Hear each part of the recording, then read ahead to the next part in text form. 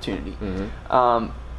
Emjayze, I decided I wanted to start a cannabis company, and more specifically a hemp company, in 2012. Why? So this is what was like the so I first used marijuana when I was 15, and then I didn't really use it that much because I was playing football, and I was very dedicated to football, and I didn't want it to interfere. So I kind of, maybe I used it a dozen times after that, if that. Now I graduated, went through this whole like identity crisis, started partying, started drinking and smoking heavily.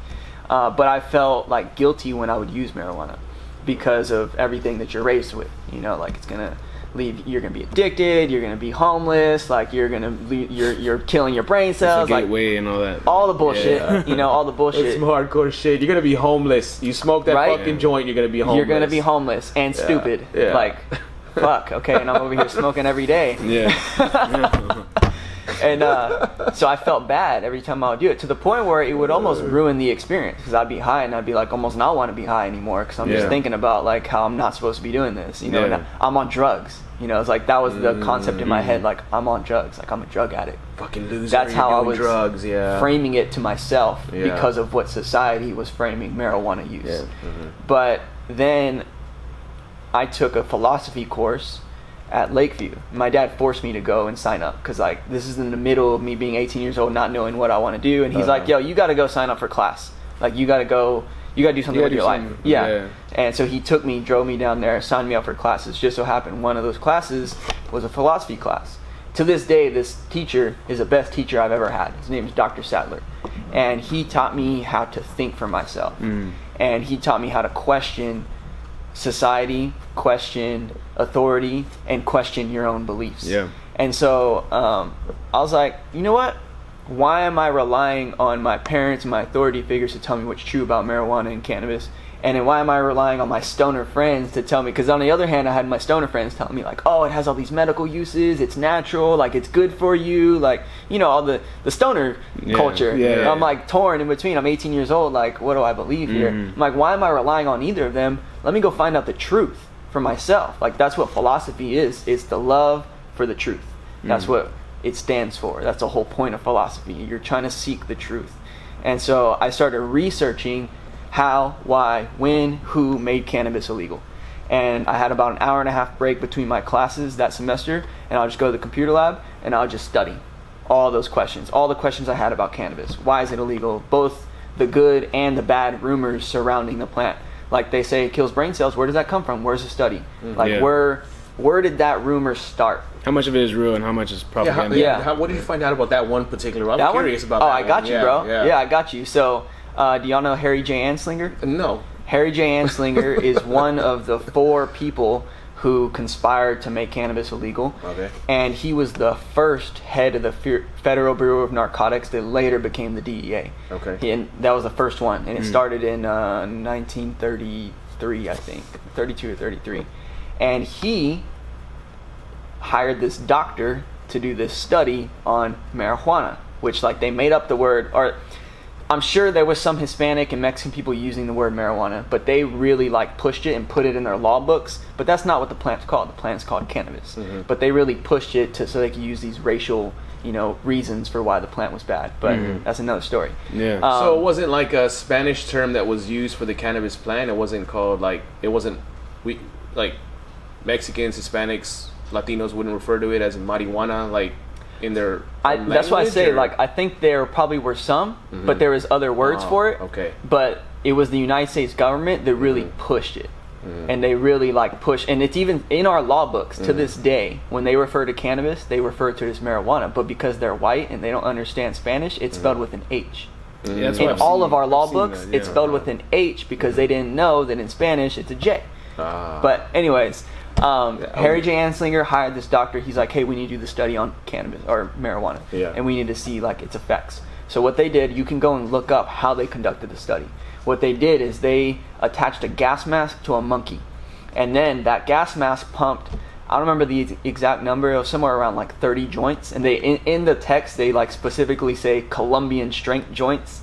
30 Colombian strength joints into this gas mask, into this monkey for 5 minutes straight. But here's a catch: with no additional oxygen. So basically, they're depriving this monkey of oxygen for 5 minutes straight, and they're only giving it marijuana smoke. The equivalent of 30 joints. The equivalent of 30 joints. What the fuck? And then they tested the brain cells and the brain activity in the monkey, and they found that there was brain cells had died, and a significant amount of brain cells had died. So then they concluded marijuana kills brain cells. But really, when you're deprived of oxygen, the first thing that happens is your brain cells start to die. Yes. And so, but they knew this, right? They just tweaked the study so that they could show what they wanted to show. And then one of the other 4 guys, his name is William Randolph Hearst. You ever heard of him? If you ever take a journalism class or anything like that, have you ever heard of yellow journalism? So I've heard of the term, but I couldn't tell you. Like I remember reading about yellow journalism at some point. I'm trying to think right now, but I'm not yellow journalism is just like the official term for propaganda. Okay. And William Randolph Hearst is the poster boy for yellow journalism. Okay. So like when you go learn about yellow journalism, they use him as an example. And he owned the largest newspaper chains in the 20s and the 30s. Okay. He also owned the largest timber company, because from trees you produce paper, from paper he produces newspapers. And I forgot where I was going with that. It must be the marijuana. Maybe short-term memory loss. I feel like I've been there at that monkey. I've experienced that. I feel like I must. You've had 30 joints. I must have had that before. Yeah. Where was I going with that? I've been there. We were talking about the fact that you were researching, and you would spend your time, and I asked, did it kill brain cells? Like, yeah. I'm sure since that point, though, there's been like legitimate tests for sure that and that have been done. It's a neuroprotectant. It's the opposite. Oh, okay. Yeah, cannabinoids are a neuroprotectant, so they help protect your brain. However, THC does have the side effect of short-term memory loss. Right. But there are some researchers that argue it's a benefit. That the short-term memory loss is a benefit because it's making you forget things that were not important to you, and the things that are important are going to stay with you. Being stored, yeah. And you wouldn't want to remember every little detail. Like you wouldn't want to remember like the color of the T-shirt of the guy that you saw this morning when you were getting coffee. Unless he shot you. Yeah, maybe, right? It might have its benefit, but more often than not, it doesn't, and it's taking up data in your mind. Right. But something like your daughter's favorite food, or I don't know, right? Something more important. You would rather like have that brain space for that. So that's where they say like it could be a benefit. Right. But I think that makes sense. Talking to you about cannabis is like talking to somebody. It makes me feel like I started teaching this box fake class. We're gonna get back on subject here, but everybody in there speaks fucking Spanish, bro. And I speak Spanish pretty well, okay? But when I'm around them, I'm like, I fucking forget like the simplest of words, bro. So like when you say like yellow journalism and you're talking about that, particularly about the erasing short-term memory, I remember like reading thoroughly about because I become curious with things and I just dive into shit. And I'll lose myself for like an hour, 2 hours, whether it's on the web, whether it's a book or whatever, just because I want to be educated in that particular thing. So like listening to you speak, and I'm like, okay, yeah, I fucking remember this. Then I can't remember anything. Yeah. It's like speaking to somebody who speaks better Spanish, than me. I'm like, fuck, I get all. I'm like, all right, well, I'm just gonna listen to this dude talk. Have you heard of?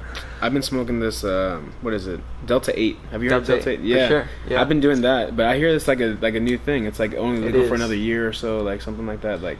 I heard that someone's testing it out, or they'll crack down on it because it. Do you get high off it? I mean, I get. I wouldn't say it doesn't give you like all the that high or whatever, but I definitely feel something. You're not normal.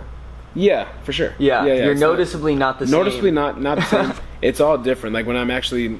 Like like different ways you smoke weed, different ways you take a hit or whatever affect you differently.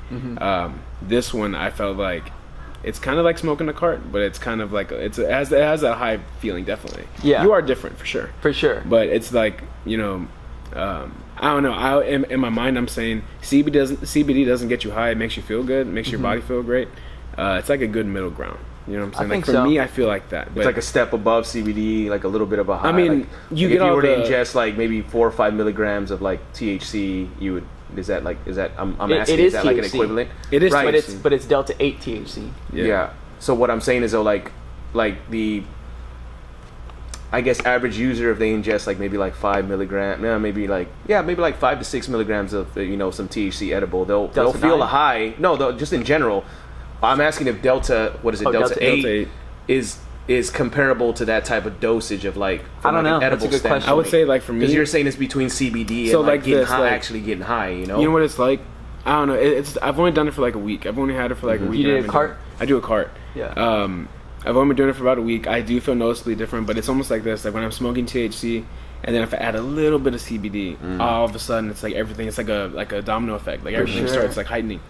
I would say I would get like if I was taking a whole bunch of CBD and I just had a little bit of THC, and then like now it's heightening. You know what I'm saying? Like that CBD effect kind of feels better, Right. but you're not as high as like all this THC. Yeah. It's more clarity with More the Delta clarity, 8. definitely. I think of that. yeah. That's what I think of like when it comes to like edibles. I think like a 4 to maybe 6 milligram dose would give you that feeling like you feel the high, but you wouldn't feel tremendously high, right? You feel like the normal, not the avid user, right? Like somebody who's just here and there. Like I feel like Delta 8 wouldn't be in the market for somebody who smokes weed every day.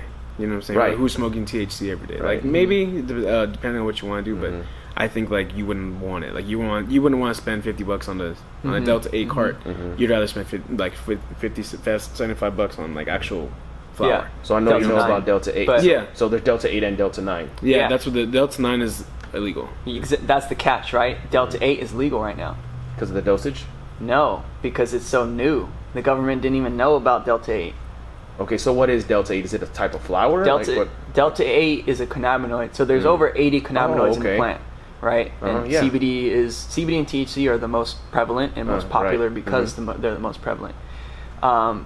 Delta 8 doesn't necessarily naturally occur in flowers. So like you're not just going to grow a marijuana plant here and it's like has high Delta 8. Right. It only happens in a lab. They have to extract it and they have to isolate it. And that's what they've done. And it's kind of created this loophole because they can extract it from hemp, which is now federally legal, and what is explicitly illegal is Delta 9 THC. But Delta 8 THC still gives you some of the similar high effects as Delta 9, but it's different.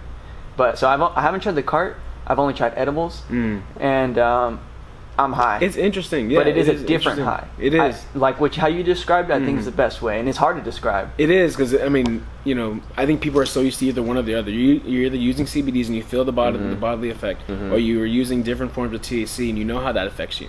But then there's that Delta 8 where it's kind of like that's a different little. It sounds like avenue. an edible type of high, bro. It sounds like a micro dosage or like a little bit I've higher only than a tried micro it dosage edible, of an so I edible don't- type of high. I haven't tried the carts Cart's yet. pretty good. I like Yeah. carts only. I mean, that's what the first form I've seen it in. So I just got the cart. Where'd you get it? They have it in the smoke shop right next to my gym. Okay. Like, he's selling them. Like he's like this. Yeah. He's telling Oh, me. yeah, bro. It's only legal for a year, so I'm gonna. So I It could bought, be like, less 3 than of a them. year. It could be more than a year. No, but Yeah. they're gonna crack down on it though because you get high from it. Yeah. Whether it's the same as Delta 9 or not, Yeah. the point I would feel is like you know get what. impaired. And here's what I was thinking. I felt like I would say if someone wants to try weed for the first time, do Delta 8. And it's like, do Delta 8 and see how you feel. It might hit you same as, I mean, I don't know. I've been Well, smoking you're forever. saying you're high. You get high off. You got But high. it's different though. That's what I'm saying. Like It is different, It's new though. to his system, so it's different. But the Like, high itself is different as well. Yeah, it's are you more more clear. like cognitive and like Yeah. Yeah, you're more aware. You're I more think clear. Yeah. Like- Not that THC gets you so unclear. Yeah. But it could. What it does but for me? Like in I certain could, doses. I accidentally got too Depending- high a while in back, and I forms. couldn't even Yeah. fucking put on my daughter's shoe. I think it just depends Yeah. on what strain. and Like, strain, you know what yeah. I'm saying? There's a lot of There's so many variables. variables. Yeah, I was about there's to a say, lot this of is This is like variables. wine, bro. variables in that. It's like wine. Like Yeah, that's why I exactly. love it. It's red wine, white wine. Like it's compared different. You know what I'm Yeah. saying? What goes with what? What do you And want then to there's feel? and then there's vintage and there's Yeah, all these other you know things what I'm like in saying? wine. There's It's the same OGs, thing there's, with like, like different things fucking like that, you with know? cannabis. You know, right? It's just so many variables. It's there. so cool to talk to somebody who knows a lot about it because like I feel like there's people who just want to do it, you know, for and sure. they're not looking into what they're putting in their body. They're just seeing it as, well, I had a bad experience with weed, so I'm never gonna try it. And they're not even thinking, well, you probably had the wrong ass strain. Well, you probably smoked too fucking much. or you did it, Most of the or time no one was that's looking out for happening. you. Much. That guy who gave it to you didn't even know what he had. This dude gave me so I think I told you. Remember, I was like, man, I got too fucking high, or Yeah. somebody, right? I was like, it was an accident. Like I was like microdosing, you know, and I accidentally ate the wrong one, right? Okay, and You're I was- microdosing edibles. right, just microdosing. So I wouldn't feel any high at all. Well, I accidentally didn't. Okay, to keep it like. But you thought know, you did. Simple here, since this will be right. Yeah. But I thought I did.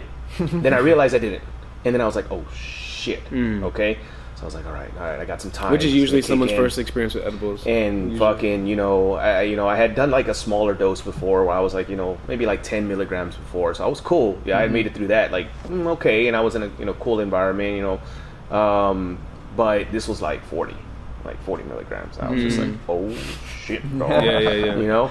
So it hit. I fell asleep first. I woke up. Like I intentionally took a nap before it kicked in, so it kicked in while I was asleep. So when I woke up, I was just like, bro, I was fucking out of there, dog. I was out of there. I was like, I was coming in fucking hot, dog. That's funny. I was coming in hot for sure. I was like, oh man, this has got to go away. So I remember telling him about it, and he was like, man, you should have just smoked a CBD joint. That would have leveled you out. I didn't know that. I wish I would have smoked like 3 of those fuckers. Because I was gone. I couldn't concentrate. I was like trying to complete a task. I'm like, this should not be taking so long. And then I remember like looking at time. I'm like, it's been 1 minute. Yeah. What the fuck? I still got like 3 hours of this. You know what I mean? Yeah. So I ended up falling asleep. Yeah. Took a badass nap. I woke up feeling like a gazillion bucks. I felt great, bro. That's why I had That's why I had started like microdosing, because I was having so much trouble sleeping. And I have the Whoop. So I invested in the Whoop for that particular reason, because right when this whole right when all of COVID kicked off and they shut us all down or whatever, I was working out at home. And I had like an additional fucking 25-30 hours of free time during my week, besides the cooking. So that, for me, that's a fucking lifetime, that I had at home. And I just started overtraining. I was riding every day, like 30, 40, and Sean, man, so I'm going riding with him, and we're just fucking going ham, a few times a week. And no, seriously, bro, like we're talking like 18 to 22 mile per hour rides, just 30, 40, 20, I don't fucking matter, just forever. Okay. And then after that, still training and boxing and doing kettlebell work at home, and like two or three a days, 5 to 6 times a week. I'm just going, dude. I was feeling great. I was feeling good. And then I just woke up one day and I was broken. Like I hit a fucking wall, and I was like, oh my God, I never felt that in my life. I never really overtrained in my life. I've always tried to stay in shape, but I never really overtrained. And I was like, man, I'm pretty sure I overtrained. So I started doing some research and shit. Started talking to a couple of physical therapists I know, and what I concluded was that I genuinely did overtrain. Like I was fucking done, bro. I didn't do shit for like a week. Yeah. Well, in that process, I had heard about the Whoop. I think it was like through the Joe Rogan podcast. I was like, I'm gonna get this because it gives you a lot of analytics. So I did, and it does. It's amazing. It gives me so many analytics, like my sleep, how well my sleep is, how many times I wake up during the night, the duration of time. You name it. It gives like all the information, weeks worth, months worth, cumulative times. It's amazing. One of the things I did is the first fucking thing I did is I said, okay, well, let me see what my sleep really looks like. So it started giving me my sleep pattern after a couple of days. Well, then I incorporated CBD. I had some gummies from like Alamo Botanicals. I forgot what the milligrams were. But they would put me to sleep, definitely. And they improved my sleep a little bit. Like I saw variations in my sleep. But when I started microdosing with THC, huge improvements, bro. And I was feeling great. And then I was doing my research, and I realized, okay, well, I got to stay between like 2, no more than 5 milligrams, because I don't want to feel high, because I'm paranoid as fuck when I'm high, so I don't ever want to feel high. So I got to stay between my goal was like 2 to 3 milligrams. So I was ingesting that, and I was doing it continuously, and it just was making my sleep just so much better. Dude, my recovery, I was like at 80 percentile recovery, like night over night. Even if I would sleep 4 to 5 or 6 hours, normally I go to bed about 11. I'm up at 4 a.m. every day. I always have a 5 a.m. client. And even within that short period of time, the majority, like 55% of my time was spent in REM, in a recovery state. Nice. Deep sleep, in deep sleep. You got there faster and you stayed there. Yeah, I was in deep sleep, I was like in deep sleep like 55% of the time, bro. So when I got there, so you go through REM to store like short-term memories or long-term memories. I forget which one it is. I don't know if one of you guys remembers. Short converts to long. Exactly. So you get to REM. I just spend my time in REM. Brief period there. Do what needs to get done, right? And then hit deep sleep. And my deep sleep was fucked. That's where recovery happens. So my deep sleep was just money, bro. And it still is for the most part. I'm not doing it as much as I was before. These CBD joints is when I smoked the one the first time, I was like, oh my God, like I recorded like the intro. Like I smoked one of these CBD joints and I recorded the You intro sounded that I relaxed. sent you. You sounded Bro, You sounded slow motion. for me, who's like, and I need to because Yeah. like for me, who's just like fucking zzz all the time, you know? Right. Yeah, right. She keep repeating. and that's what it, and I loved it because that's what it did for me. And I was like, man, you know, I was worried about like smoking it because I was just worried about smoking. Period. You know, I was A lot like, of people are. you know, like just the actual, like, not the fact that it's cannabis or just smoking, Smoke. just the fucking smoking. You know, having something in my hand and lighting it and smoking it. I was just like, this is very fucking weird for me. You associate it with something else. Yeah, it was really weird for me, but the way I felt was just, it was money. And I've had other ones, so I don't know if it's like, you know, like MJ's Magic Dust or what, but like I've had other ones. Yeah. And no, people use shitty and it flour, wasn't- bro. Yeah, 'Cause